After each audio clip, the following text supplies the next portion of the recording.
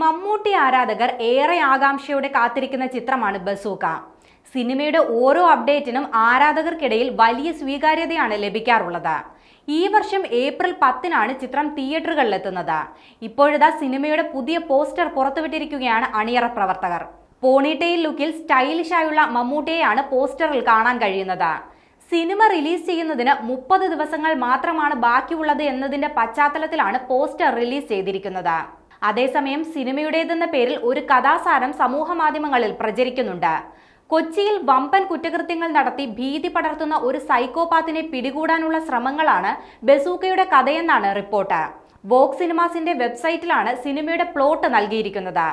Video ഗെയിമിംഗിന്റെ പശ്ചാത്തലത്തിൽ കഥ പറയുന്ന ചിത്രത്തിൽ യഥാർത്ഥ ലോകവും അവിടുത്തെ സംഭവങ്ങളും ഗെയിംസുമായി കണക്ട് ആവുന്ന ചില സന്ദർഭങ്ങളുണ്ട്.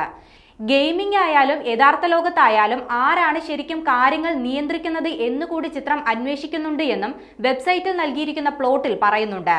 2 മണിക്കൂറും 31 മിനിറ്റുമായിരിക്കും ചിത്രത്തിന്റെ ദൈർഘ്യമെന്നും റിപ്പോർട്ടുകളുണ്ട്.